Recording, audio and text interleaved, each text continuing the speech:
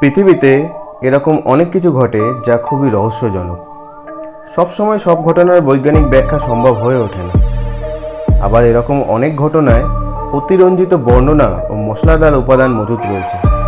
এরকম ভুয়ো কাহিনী থেকেও সাবধান হতে হয়। তবে এটাও বাস্তব যে সব কিছুর ব্যাখ্যা পৃথিবীতে আজও সম্ভব নয়। কনস্পিরেসি থিওরিজ বা ষড়যন্ত্র তত্ত্বগুলোকেও পুরোপুরি উড়িয়ে দেওয়া যায় না। যাই হোক, মাথা গুলিয়ে যাবে এত ভাবলে।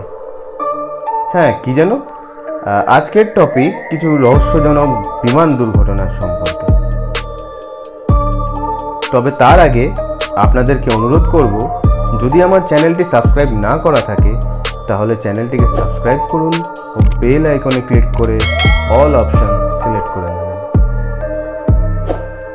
তাহলে চলুন বেশি কথা না বাড়িয়ে আজকের ভিডিওটি দেখা যাক।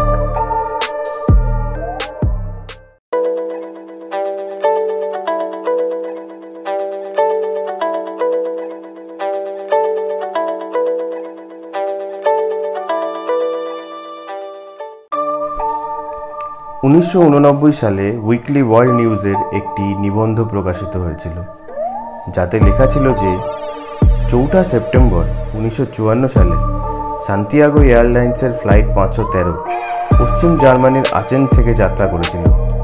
বিমানটি 18 ঘন্টা পরে ব্রাজিলের পোর্তো অ্যালেগ্রিতে পৌঁছানোর কথা ছিল। তবে বিমানটি আটলান্টিক মহাসাগরের উপর দিয়ে যাওয়ার সময় মাঝপথে অদৃশ্য হয়ে যায়। নিখোঁজ হওয়ার পর কয়েক বছর ধরে যাত্রীদের বা বিমানের অবশেষ অনুসন্ধান করার জন্য একাধিক অনুসন্ধান দল গঠন করা হয়েছিল, তবে কিছুই পাওয়া যায়নি। কর্তৃপক্ষ ধরেই নেয় যে বিমানটি বিধ্বস্ত হয়েছে এবং কোনো ধ্বংসাবশেষ না পাওয়া যাওয়ায় অনুসন্ধান বন্ধ করে দেওয়া হয়। এই ঘটনার 2 বছরের মধ্যে অবশ্য 1956 সালে এয়ারলাইন্স কোম্পানিটির ব্যবসাও বন্ধ হয়ে গিয়েছিল।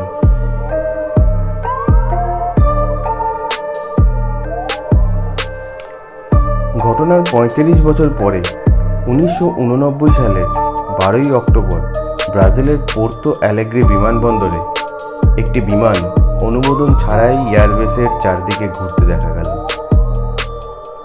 কন্ট্রোল টাওয়ার থেকে পাইলটের সাথে যোগাযোগ করার চেষ্টা করা হয়েছিল, কিন্তু কোনো সাড়া পাওয়া যায়নি। অবশেষে বিমানটি সুরক্ষিতভাবে রানওয়েতে অবতরণ করে। তারপর বিমানবন্দর কর্তৃপক্ষের লোকজন অতি সতর্কতার সাথে বিমানের কাছে পৌঁছল, আর তারা যখন বাইরে থেকে দরজা খুলল তাদের হাড় হিম করা দৃশ্যের সম্মুখীন হতে হয়। তারা দেখতে পায় 88টি মানব কঙ্কাল সুরক্ষিতভাবে সিট বেল্টে বাঁধা অবস্থায় সিটে বসে আছে। এছাড়াও 4 জন বিমানের কর্মীদের কঙ্কালও মজুদ ছিল। পাইলট তখনও একইভাবে বিমানের নিয়ন্ত্রণে রয়েছে।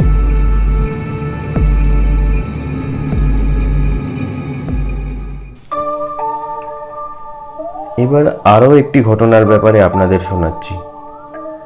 2 জুলাই 1955-তে নিউ ইয়র্ক থেকে মিয়ামি যাবার উদ্দেশ্যে একটি বিমান রওনা হয়। বিমানটিতে 57 জন যাত্রী ও 4 জন কর্মী ছিলেন। সমগ্র যাত্রাপথটি মাত্র 4 ঘন্টায় অতিক্রম করা যেত, কিন্তু বিমানটি মাঝপথেই উধাও হয়ে যায়। রাডারের মাধ্যমে যোগাযোগ করাও কোনোভাবে সম্ভব হয়ে ওঠে না। প্রচুর তদন্তের পর কর্তৃপক্ষ সিদ্ধান্ত নিয়েছিল যে বিমানটির দুর্ঘটনার শিকার হয়ে সমুদ্রে ডুবে গেছে। বিমানের সমস্ত যাত্রীদের আত্মীয় পরিজনদের সমস্ত ক্ষতিপূরণ দিয়ে দেওয়া হয়। এই ঘটনার 37 বছর পর 9 সেপ্টেম্বর 1992 সালে ভেনেজুয়েলার রাজধানী কারাকাসের বিমানবন্দরে কন্ট্রোল টাওয়ারে একটি অজানা বিমান সম্পর্ক স্থাপন করে ও অবতরণ করার অনুমতি চায়। বিমানটির পাইলটের কাছে তাদের পরিচয় জানতে চাওয়া হলে তারা জানায় যে এটি প্যান এম ফ্লাইট 914, যা কিনা মিয়ামি বিমানবন্দরে অবতরণ করার কথা। এটি শুনে কন্ট্রোল টাওয়ারের কর্মীদল হতচকিত হয়ে যায় ও তারা বিমানটিকে অবতরণ করার অনুমতি দেয়। এরপর পাইলট জানতে চায় যে কোথায় আছে তারা। পাইলট তখন জানতে পারে যে সালটি 1955 এর পরিবর্তে 1992। তখনই সে ভয় পেয়ে যায় ও তার কাছে বিমানবন্দরে দাঁড়িয়ে থাকা অন্যান্য বিমান ও জগৎটাই অন্যরকম দেখাচ্ছিল। বিমানবন্দর কর্তৃপক্ষ তৎক্ষণাৎ উদ্ধারকারী দল পাঠাতে চেষ্টা করে, কিন্তু পাইলট কোনো কথা শুনতে চায় না। পাইলট ভয় পেয়ে বিমানের মুখ ঘুরিয়ে নেয় ও উড়ানের জন্য প্রস্তুত হয়ে যায়। সে এতটাই ভয় পেয়ে যায় যে জানালা দিয়ে বলতে থাকে, কেউ আসবে না আমার কাছে। হে ভগবান, আমরা কোথায় এলাম? এরই মধ্যে জানালা দিয়ে হাত নাড়ানোর সময় হাত থেকে তার পকেট ক্যালেন্ডারটি পড়ে যায়। গ্রাউন্ড স্টাফরা সেটি কুড়িয়ে দেখে যে সেটা 1955 ক্যালেন্ডার। সেই পাইলট ততক্ষণে বিমান নিয়ে আকাশে উড়ে যায়। এরপর বিমানটি আকাশে যথারীতি উধাও হয়ে যায়। অবশ্য এই দুটি ঘটনাকেই বা কাগজে ছাপা কাহিনী দুটিকেই অনেকেই বানোয়াট ও মিথ্যে সাজানো বলে মানে। অবশ্য এই ঘটনা দুটি বিশ্বাসযোগ্যতা খুবই কম। এবার এখানে লক্ষণীয় বিষয় যে এটি 1985 সালে উইকলি ওয়ার্ল্ড নিউজ ম্যাগাজিনে একবার প্রকাশিত হয়। এই পত্রিকাটি এইরকম অবিশ্বাস্য মনোমুগ্ধকর গল্পগুলিতে বিশেষভাবে লেখালেখি করত।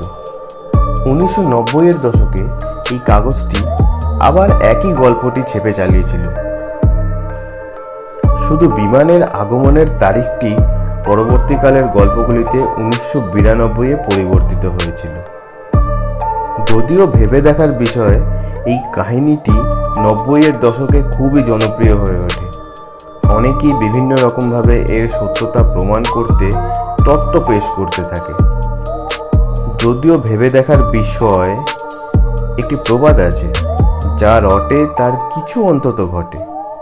এখানে কতটা ঘটেছিল তা আমি বলতে পারবো না। ইন্টারনেটে বিভিন্ন তথ্য ঘেটে আমি যা পেয়েছি তাই আপনাদের সামনে তুলে ধরলাম।